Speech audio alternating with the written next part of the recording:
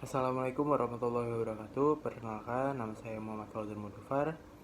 Di sini saya membuat suatu penjelasan tentang pembagian pembebanan dari atap sampai pondasi untuk memenuhi tugas desain fondasi 1. Pertama-tama, saya mungkin akan menjelaskan apa itu pembebanan dengan sesuai judul kita, pembagian pembebanan dari atap sampai pondasi. Dalam melakukan analisis desain suatu struktur atau suatu bangunan, perlu adanya gambaran yang jelas mengenai perilaku dan besar beban yang bekerja pada struktur. Yang mendasar dalam suatu desain ini, pemisahan antara beban-beban yang bersifat statis dan dinamis.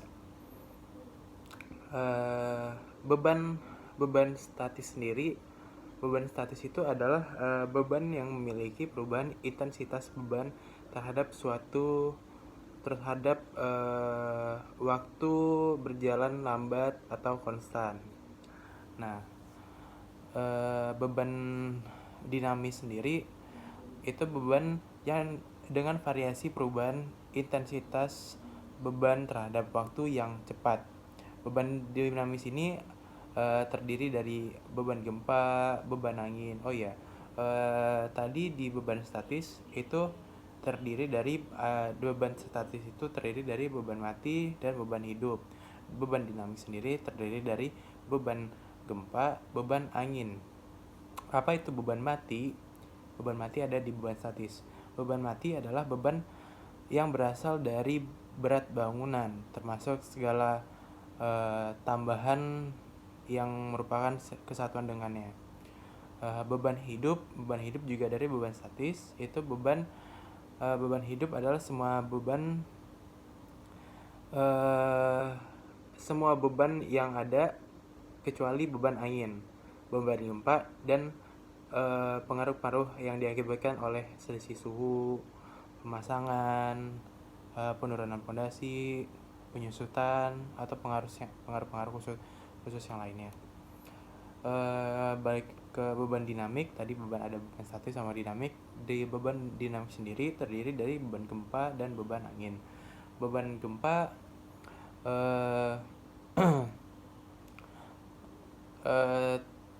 seperti kita ketahui, di Indonesia banyak terjadi gempa. Gempa itu suatu getaran yang dikaitkan dengan kejutan pada kerak bumi. Beban kejut ini disebabkan oleh 45 banyak hal, tetapi salah satu faktor utamanya adalah benturan atau pergesekan kerak bumi yang mempengaruhi permukaan bumi. Lokasi gesekan itu disebut dengan fault zone. Beban angin. Tadi di beban dinamik ada beban gempa dan beban angin. Berdasarkan peraturan muatan Indonesia 1971, muatan angin diperhitungkan dengan menganggap adanya tekanan positif dan tekanan negatif yang bekerja tegak lurus pada bidang-bidang yang ditinjau.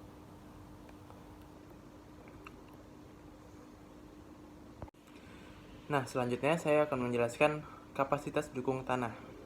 Untuk menganalisis kapasitas dukung tanah, di situ kita mempelajari kemampuan tanah dalam mendukung beban pondasi yang bekerja di atasnya.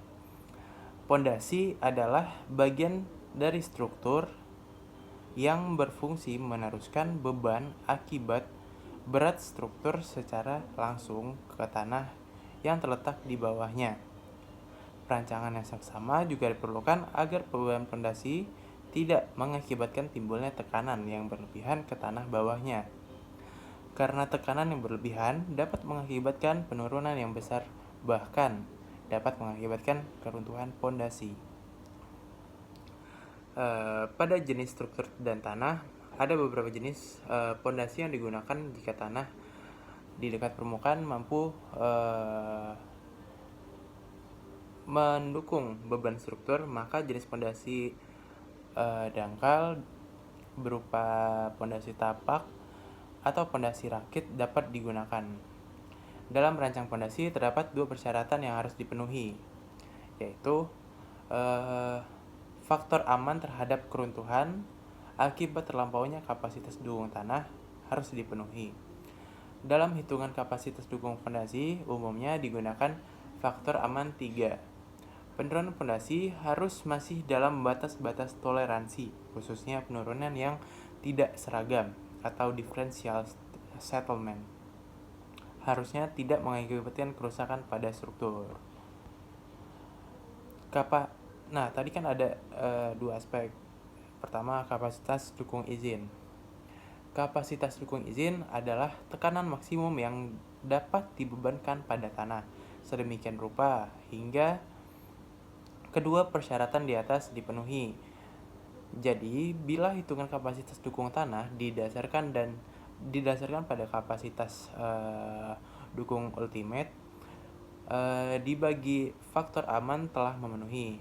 Padahal penurunan yang terjadi yang dihitung berdasarkan tekanan dari hasil hitungan kapasitas dukung tanah tersebut melampaui batas nilai toleransinya, maka nilai kapasitas dukung harusnya dikurangi sampai penurunan yang terjadi memenuhi syarat. Bila tanah mengalami pembebanan seperti beban fondasi, tanah mengalami distorasi dan penurunan. Jika beban ini berangsur-angsur ditambah, penurunan pun juga bertambah. Akibatnya, pada suatu saat terjadi kondisi di mana pada beban tetap fondasi mengalami penurunan yang sangat besar. Kondisi ini menunjukkan bahwa keruntuhan kapasitas dukung telah terjadi. Kita akan masuk ke kapasitas dukung ultimate. Kapasitas dukung ultimate ini didefinisikan sebagai beban maksimum per satuan luas, di mana tanah masih dapat mendukung beban dengan tanpa mengalami keruntuhan. Dari pengamatan kelakuan tanah selama pembebanan hingga tercapainya keruntuhan, diperoleh kenampakan sebagai berikut. Pertama, terjadi perubahan bentuk tanah yang berupa pengembungan kolom tanah yang tepat di bawah dasar fondasi ke arah lateral dan penurunan permukaan di sekitar fondasi. Yang kedua, terdapat retakan lokal atau geseran tanah di sekeliling fondasi. Umumnya, pada saat keruntuhan terjadi, zona geser melebar dalam batas tertentu dan suatu permukaan geser berbentuk lengkungan berkembang yang disusul dengan gerakan fondasi turun ke bawah.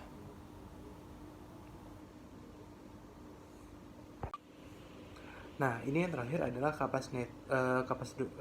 kapasitas dukung neto tiang.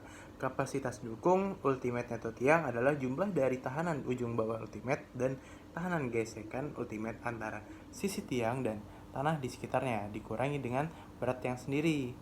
Nah, mungkin kira-kira penjelasan dari kita segitu dulu. Mungkin buat teman-teman yang mau tanya atau mau koreksi boleh saja, silakan komen di bawah. Buat kelancaran channel kita juga, jangan lupa like, subscribe, and share video kita. Semoga kita bisa buat video-video pembahasan seputaran tanah selanjutnya. Sekian dari saya. Mohon maaf bila ada salah kata atau kemiripan dengan penulisan lainnya. Wassalamualaikum warahmatullahi wabarakatuh.